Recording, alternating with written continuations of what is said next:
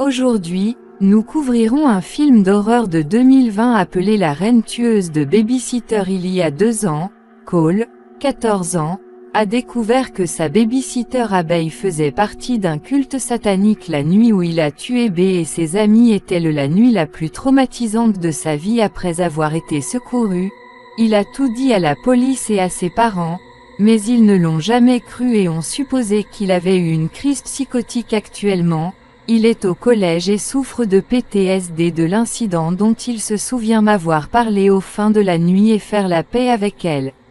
Mais cela ne l'a pas aidé à oublier les morts horribles dont il a été témoin. La vie de Cole après cette nuit n'a pas beaucoup changé car il est toujours victime d'intimidation à l'école et est considéré comme un perdant par ses camarades de classe.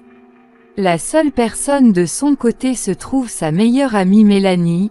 Elle est la voisine de Cole et sait que tout ce qu'il dit sur le culte est vrai, mais 2 adolescents ne peuvent pas prouver les décès alors qu'il n'y a aucune preuve que Cole est un énorme béguin pour Mélanie, mais elle est en couple avec le gamin populaire typique Jimmy. Elle fait également partie d'un groupe d'amis de 4 composé de son Jimmy et des 2 enfants impopulaires Diego et Bonbon. Mélanie passe la plupart de son temps avec eux et néglige souvent Cole. Un jour en classe, l'enseignant les présenta une nouvelle élève nommée Phoebe. C'est une dure à cuire qui est intelligente et directe. Il y a des rumeurs qui circulent dans la classe selon lesquelles elle a tué ses propres parents au premier coup d'œil. Cole sait qu'elle n'est pas quelqu'un qu'il devrait désordre avec. Puis nous sommes présentés aux parents de Cole, Archie et Phyllis. Ils s'inquiètent pour la santé mentale de leur fils, confondant son PTSD avec une pause psychotique. Il le presse de prendre de nombreux médicaments pour l'aider avec son anxiété.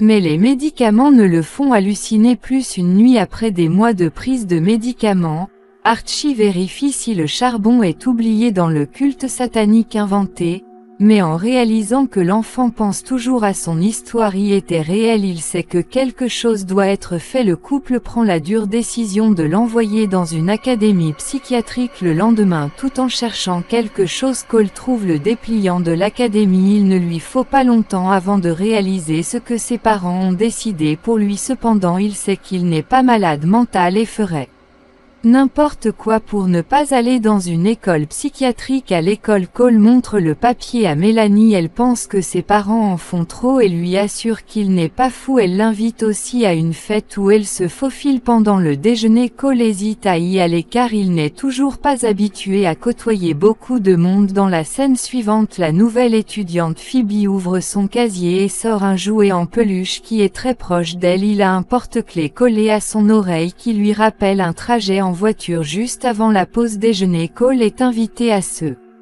rendre au bureau du directeur où ses parents l'attendent. Il se rend compte qu'ils sont sur le point pour l'emmener à l'académie et rejoint rapidement Mélanie dans la voiture de son père.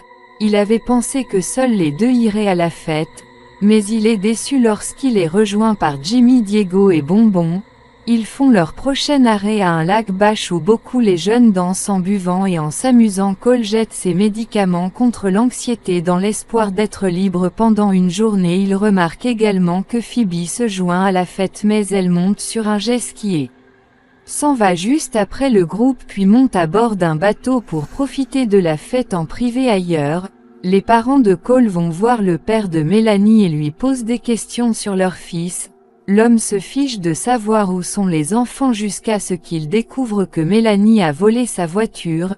Il porte plainte à la police mais l'officier lui demande d'attendre jusqu'au dîner parce que la plupart des fugueurs retournent d'ici là sur le bateau. Cole et Mélanie finissent par s'embrasser dans un placard tout en jouant à un jeu de 7 minutes au paradis alors que tout le monde discute. Diego a posé des questions sur le culte qui a fait H. Je suis fou. Mélanie essaie d'esquiver la question mais mentionne accidentellement le livre Démon. Cole se souvient clairement qu'il ne lui a jamais parlé du livre. Il demande comment elle le connaît et Mélanie insiste sur le fait qu'il lui en a parlé la nuit où tout s'est passé. Puis tout à coup elle prend sortir un crochet de bateau et tuer une bombe avec elle, faisant de la pièce un désordre ensanglanté. Le charbon est un autre choc et peu à peine bouger. Il s'avère que Mélanie a également signé le livre et a conclu un accord Avec le diable parce qu'elle veut la gloire et l'argent. Jimmy et Diego sont avec elle ayant également vendu leurs âmes. D'autres surprises surviennent lorsque les membres les plus âgés de la secte apparaissent de nulle part. Cole se souvient très bien de chacune de leurs morts et est très confus.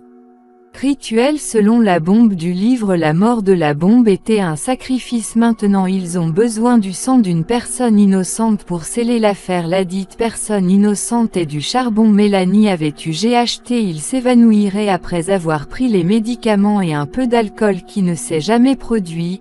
Cela signifie qu'ils devront le tuer après avoir prélevé son sang. Cole fait de son mieux pour s'échapper mais il n'y a aucun espoir car il est confronté à tant de gens au milieu d'un lac. Soudainement Phoebe débarque en demandant s'ils ont du carburant pour son jet ski. Le cadavre lui fait penser que le groupe est dans des cosplays étranges et elle s'éloigne simplement quand tout le monde est distrait. Cole s'enfuit et part avec Phoebe. Un culte plus âgé membre Max utilise une arbalète pour faire un trou dans leur réservoir de carburant afin qu'ils ne puissent pas aller trop loin. Les deux s'arrêtent quand ils sont à la banque. Cole veut rester ensemble mais Phoebe ne lui fait pas confiance. Elle s'éloigne seule et se heurte à un homme campant dans le noir. Elle lui demande de l'aide mais le gars commence à faire des commentaires inappropriés. Cole vient à la rescousse de Phoebe et essaie de s'enfuir dans sa voiture mais ils doivent s'arrêter quand Sonia apparaît devant leur voiture avec l'éjecteur. Elle tue d'abord le pervers puis attaque les deux autres. Cole la roule dessus plusieurs fois avant qu'une planche de surf du haut de la voiture ne la décapite puis les deux essaient de s'éloigner mais à leur malheur la voiture est bloquée. Les adeptes de la secte sont à proximité alors ils se cachent sous le véhicule.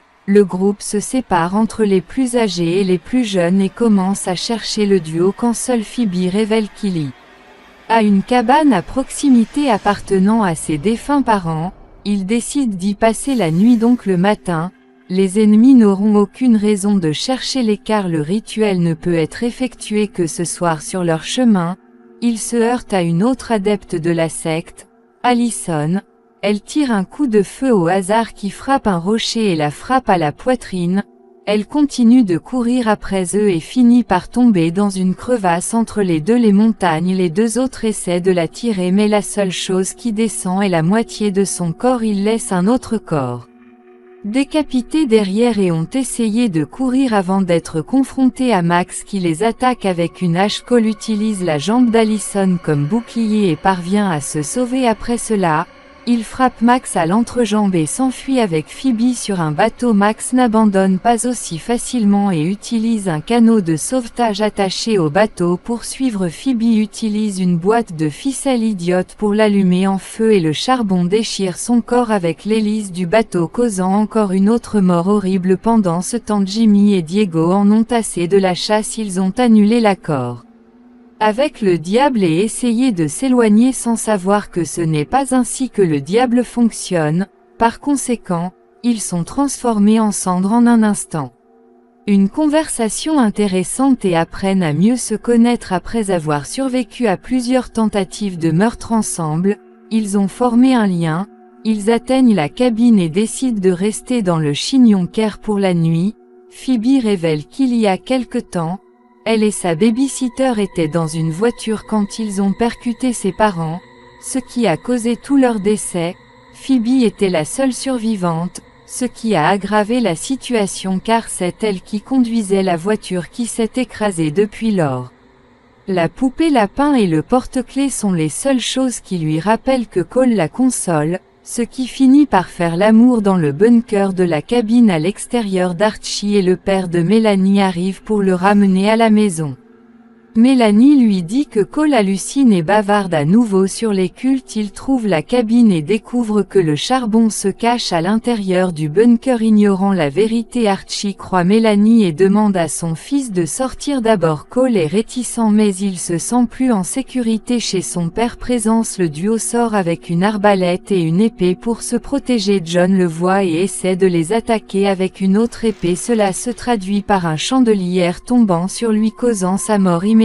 Archie et le père de Mélanie sont sous le choc après avoir été témoins de leur première Mort horrible de la nuit, Cole et Phoebe s'enfuient pendant qu'Archie les suit tandis que le père de Mélanie l'arrête furieux contre elle pour avoir pris sa voiture. Elle ne le fait pas, réfléchissez à 2 fois avant de le tuer aussi. Cole et Phoebe sont maintenant loin de la cabine, il lui demande de s'enfuir sans lui car le culte est après lui après qu'il rencontre Archie et essaie de le convaincre qu'il n'est pas fou mais il le suit en disant qu'ils sont poursuivis par des démons qui ne convainquent pas son père. Archie le calme secrètement et le met dans la voiture ailleurs. Phoebe bat Mélanie qui lui demande de rejoindre le culte comme le reste d'entre eux. Quand Phoebe refuse, ils entrent dans un combat intense. Phoebe livre un combat acharné mais Mélanie gagne à la fin. Elle l'enlève ensuite et l'amène dans la zone où le rituel est sur le point de se produire. Elle est sûre que Cole viendra sauver Feu et B. Puis nous voyons Archie s'arrêter à une station-service. Cole se réveille et en profite pour s'éloigner en voiture pour aller chercher Phoebe. Il arrive sur le site rituel et se porte volontaire